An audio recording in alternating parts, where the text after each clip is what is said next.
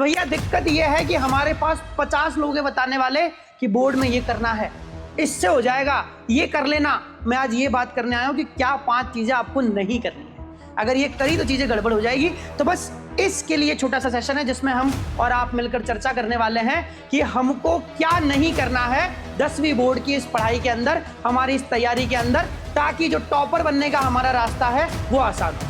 हाँ हो गई गलती मुझसे मैं जानता हूँ, ये गाना आपने सुना होगा, पर ये गाना हमको कक्षा 10वीं के अंदर अक्टूबर नवंबर दिसंबर में जाकर नहीं गाना पड़े कि भाई जून में पढ़ाई शुरू करी थी, जुलाई में शुरू करी थी और अब दिसंबर में जाके बोल रहे हैं कि हाँ हो गई गलती मुझसे।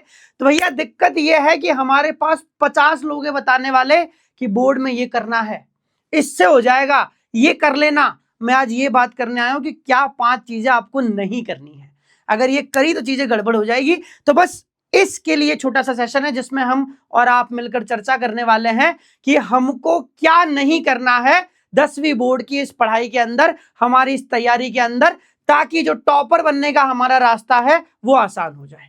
ठीक है, तो बस इसी के लिए मैं आपका चिराग भैया, दोस्त, मेंटोर, गाइड, जो आप कहना चाहें, शुरू करते हैं आज के हमारे इस छोटे से वक्तव्य को, जिसके अंदर वो 5 गलतियां जो हमको नहीं करनी है उसके बारे में हम चर्चा करेंगे। देखो भैया क्या बात है, ये जो 5 चीजें लिखी है ना, इनको मैं डिटेल में डिस्कस करूंगा कि माइंडसेट कैसे प्रभाव डालता है, ओवर कॉन्फिडेंस कैसे हमको पीछे ले जाता है, कैसे हमको डिले करवाता है। उसके बाद टाइम टेबल, ये बड़ी अजीब सी मिठाई है जो हमको खानी भी है पर हमको खाते भी नहीं आती है, ऊपर ढुल जाता है रसा, पता नहीं क्या है, इसके बारे में चर्चा करूंगा मेरे पॉइंट ऑफ व्यू से, मेरे माइंडसेट से देखना कि टाइम टेबल क्या चीज है। एनसीईआरटी को तो हम कुछ समझते ही नहीं है, एनसीईआरटी क्या होता है, हमारे मार साहब ने बोल दिया खत्म बात। तो एनसीईआरटी का जीवन में क्या इंपॉर्टेंस है ये भी मैं आपको बताऊंगा, और राइटिंग प्रैक्टिस जो हमको शुरू से करनी चाहिए पर नहीं करते, इस एक एक पॉइंट पर हम डिटेल में चर्चा करते हैं। तो भैया सबसे पहली बात हमारे पास निकल कर आती है माइंडसेट। माइंडसेट से क्या मतलब, माइंडसेट से मतलब ये, एक बात ध्यान रखना, जीवन में 2 क्लासेस कठिन है, एक 9th और एक 11वीं, 9वीं और 11th, ये 2 क्लासेस हैं जो थोड़ी सी कठिन है। इसका कारण ये है, हो सकता है आपने 9th में फील करा होगा कि 8th के बाद अचानक सिलेबस बढ़ गया, और 9th में नहीं भी करा पढ़ने वाला बच्चा, होशियार बच्चा, तो 11th में जरूर फील होगा, क्योंकि 11th में जाकर जो हमारा पूरा सिलेबस है ना 10वीं का, इतनी मोटी एक किताब हो जाती है। तो 9th और 11th में थोड़ा सा हमारा रिजल्ट डाउनग्रेड होता है, और ये जीवन का सत्य है, तो इसको दिमाग पर हावी नहीं होने देना है।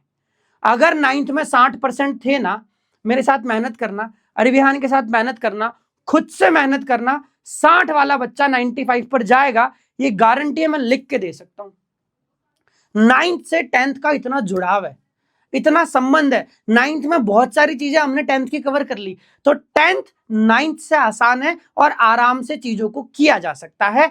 इस माइंडसेट के साथ आगे चलना है। दिक्कत क्या है पता है इस माइंडसेट में, कि हमारा बाबू बहुत ज्यादा ओवर कॉन्फिडेंट हो जाता है, बस ये नहीं करना है। हमारा माइंडसेट पॉजिटिव है, खा जाएंगे, सब खा जाएंगे, सब पढ़ लेंगे, टॉपर बनेंगे, पर ओवर कॉन्फिडेंट नहीं होना, देखा जाएगा। इस ओवर कॉन्फिडेंस से नुकसान ये होता है कि हमारा काम डिले होता रहता है।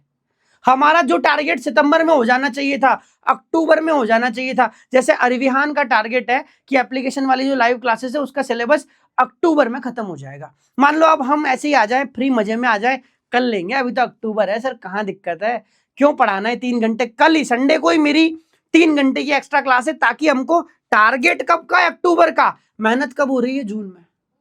बस यही काम आपको भी करना है, लाइटली नहीं लेना है चीजों को। जब मैं रिकॉर्डिंग कर रहा हूं शनिवार के दिन, आज आप तक 1-2 दिन में ये वीडियो पहुंचेगा, रविवार के दिन मेरी लाइव क्लास है 3 घंटे की क्लास 10th में। क्यों?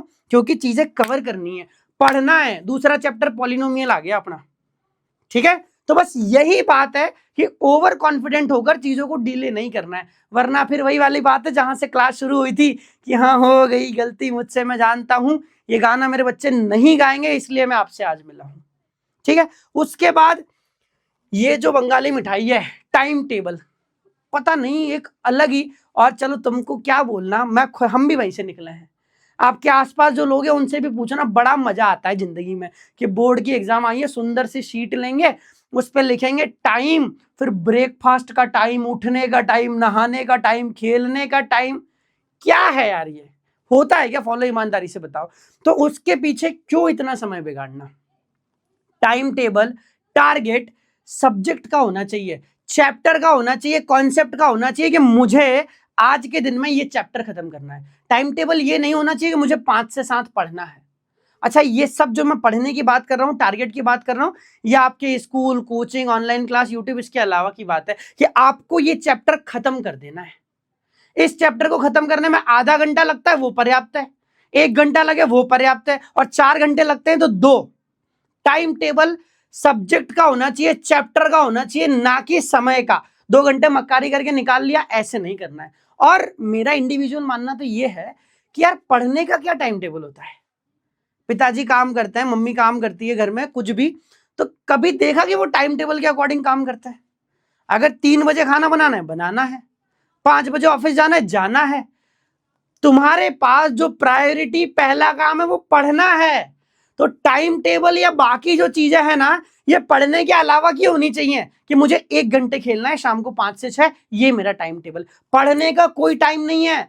24 घंटों में से जो समय तुम्हारे पास है वो पढ़ने का ही है। तो आज के बाद कभी ये बात नहीं उठनी चाहिए कि सर पढ़ने का टाइम, अरे पढ़ने का नहीं है, बाकी कामों का टाइम टेबल बना बाबू। पढ़ना तो पूरा दिन है, तुमको घर वालों ने दिया ही यही है, ये लो रोटी कपड़ा मकान, पढ़ो बैठ के, टॉप करके दिखाओ। उसके बाद भी हमसे नहीं हो रहा तो दिक्कत है कि नहीं? खुद से जवाब मांगो। जैसे एक बहुत इंपॉर्टेंट बात है, हमेशा ध्यान रखना कि अगर आप किसी को दिखाने के लिए पढ़ रहे हैं, पापा आए कॉपी खोल दी, भैया आ गए कॉपी खोल दी, अगर आप किसी को दिखाने के लिए पढ़ रहे हैं तो सबसे बड़ा धोखा आप खुद के साथ कर रहे हैं, ये ध्यान रखना। नहीं करेगा मेरा बच्चा, ध्यान रखना। ईमानदारी, जीवन में ईमानदारी बहुत जरूरी है, और इस ऑनलाइन के दौर में तो बहुत ज्यादा जरूरी है। ऑनलाइन क्लासेस में जितना आप ईमानदार होंगे ना, उतना काम बढ़िया होगा। बाकी ऐसे मक्कारी करने से क्या होगा? खुद के साथ कर रहे हो ना यार, क्यों करना है? सिंपल। आगे बढ़े। इग्नोरिंग एनसीईआरटी, देखो होता क्या है, चिराग भैया ने पढ़ा दिया, बहुत बढ़िया, किसी और भैया ने पढ़ा दिया, दीदी ने पढ़ा दिया, कोचिंग में पढ़ लिया, स्कूल में पढ़ लिया, सब कर लिया। पर एक बात हमेशा ध्यान रखना, मुझसे पढ़ने के बाद भी एक बार एनसीईआरटी पर नजर मारेंगे, खाओ कसम, भगवान कसम मारेंगे सर, एक बार एनसीईआरटी पर नजर मारेंगे मारेंगे मारेंगे। हम शपथ उठाते हैं कि हम कोई भी चैप्टर कंप्लीट करने के बाद, चाहे हम किसी भी माध्यम से करें, यूट्यूब, एप्लीकेशन, स्कूल, ट्यूशन, जहां से भी, पर एक बार एनसीईआरटी पर नजर मारेंगे। उससे ये होता है कि हमारा कोई कॉन्सेप्ट छूटता नहीं है। आखिर ध्येय तो वही है, उसके अलावा भी हमको 50 चीजें करनी है। मैं नहीं कह रहा कि सिर्फ वही कर लो उससे टॉपर बन जाएंगे, पर उसको इग्नोर नहीं करेंगे। बहुत सारे बच्चे ऐसे होते हैं कि एनसीईआरटी की किताब कोरी के कोरी रखी रहती है, क्योंकि वो तो ट्यूशन में कवर हो रहा है, स्कूल में हो रहा है, ऑनलाइन क्लास में हो रहा है। ऐसा नहीं करना बच्चा। एनसीईआरटी खजाना है, उसको देखना, समझ में आएगा।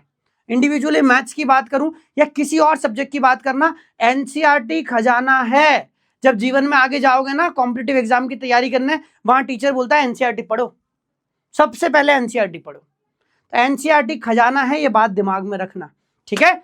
और आखिर में एक बात मैं आपको और बता दूं छोटी सी, कि होता क्या है, हम चीजों को पढ़ने में, समझने में, इसमें इतना डूब जाते हैं कि हम राइटिंग प्रैक्टिस नहीं करते, जो कि हमको शुरू से आदत डालनी ना बाबू। जुलाई में, अगस्त में, सितंबर में एक चैप्टर हो गया, वो क्वेश्चन हमसे बन रहा कि नहीं बन रहा। जैसे इंग्लिश में चैप्टर है लेटर टू अ गॉड, तो क्या उसका क्वेश्चन हम लिख पा रहे हैं? उसमें कितनी स्पेलिंग मिस्टेक हो रही है? अच्छा, अरिविहान की एप्लीकेशन पर बड़ा शानदार काम है कि आपने 5 नंबर का क्वेश्चन है, उसका फोटो खींचा और चेक माय आंसर में डाल दिया। अब वो तुमको बताएगा कि तुमने कैसा लिखा है।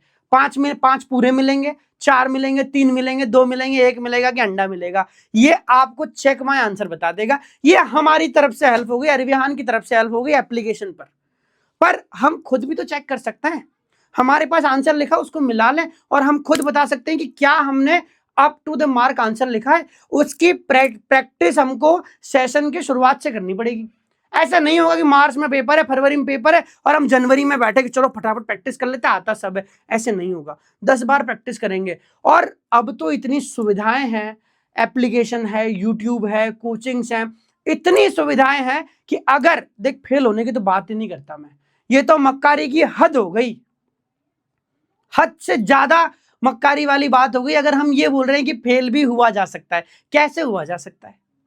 जब मात्र 51 रुपए में कोर्स है तो फेल होने का सवाल ही पैदा नहीं होता। बहाना क्या है तुम्हारे पास नहीं पढ़ने का? है, ध्यान रहेगी बात। अब करना क्या है, हमको ईमानदारी से अपना 100% देना है। आप भी दोगे, मैं भी दूंगा। हर क्लास में देख लेना, कुछ भी कभी भी, तब ये तो ऊपर नीचे खाना खाया नहीं खाया, कभी एनर्जी कम आपको नहीं मिलेगी, क्योंकि मेरा उद्देश्य आपको पढ़ाना और आपका उद्देश्य होना चाहिए हमारे साथ पढ़ के दिखाएंगे। बड़ी शानदार 4 पंक्तियां हैं कुंवर बेचैन साहब की कि पूरी धरा भी साथ दे तो और बात है, पर तू जरा भी साथ दे तो और बात है। चलने को तो एक पांव से भी चल रहे हैं लोग, पर दूसरा भी साथ दे तो और बात है। मेरे अकेले के करने से टॉपर नहीं होगा बाबू। मैं मेहनत करूंगा अपने हिस्से की। एक पांव मैं हूं, एक पांव अभियान के सारे टीचर्स हैं, तो दूसरा पांव आप बच्चों को बनना पड़ेगा, ताकि मिलकर टॉपर बनने की उस यात्रा तक पहुंचा जा सके। तभी तो मजा आएगा। बात समझ में आई? ये बात हमेशा ध्यान रखना कि हम अपना 100, अरे काम क्या है दूसरा हमारे पास, यही तो काम है। जैसे मेरा काम क्या है, पढ़ाना। मैं क्या बहाना मारूंगी इसलिए मैं आपको अच्छा नहीं पढ़ा पाया, ऐसे ही आपके पास काम क्या है, पढ़ना। कैसे बहाना मार सकते हो कि इस कारण नहीं पढ़ पाया, उस कारण नहीं पढ़ पाया?